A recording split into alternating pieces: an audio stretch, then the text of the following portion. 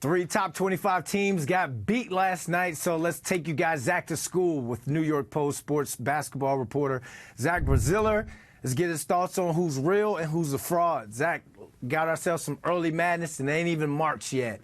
I know it's early in the season, but which teams have shown you that they're the real deal? Hey, look, it is early, but I think sometimes you really can see early who is legit and who isn't. I'll give you my five. Big fan of Arizona. Love what I've seen from them. Kashad Johnson and Caleb Love have been great so far as transfers. One at Duke, fantastic win. Really like Marquette.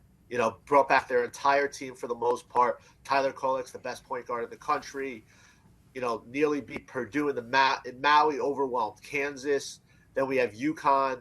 We have Purdue. Big fan of UConn. Look, they lost some guys from last year's team, but they remain, as good as anyone. They're only going to get better with some of these young guys. They have two potential lottery picks in Donovan Clingan and Stephon Castle.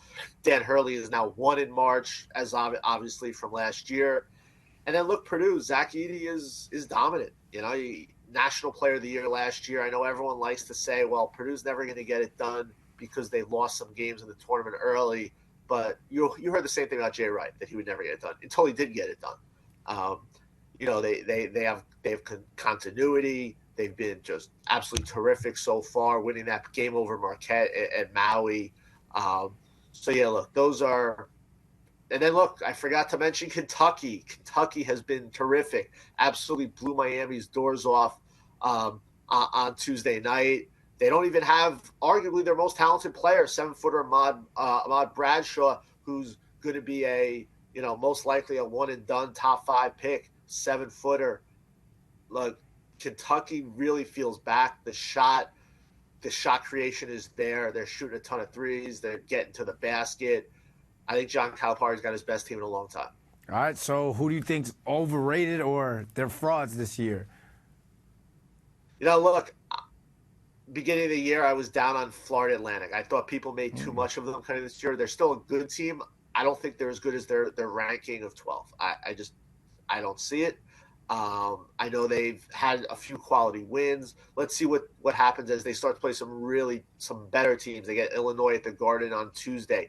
Kansas is good. They're not as good as their preseason number 1 ranking. They lack firepower on the wing. People thought Nick Timberlake, the transfer from Towson, was going to be a big-time player for them. He's barely getting on the court. I have major concerns about Kansas's ability on the wing. Look, we all know Hunter Dickinson's terrific, but they need more guys to knock down shots. And right now, you're not seeing that. Elmarko Jackson, a big-time recruit, has not played nearly as well as some thought. Miami was very surprised to see how they were overwhelmed by Kentucky the other day.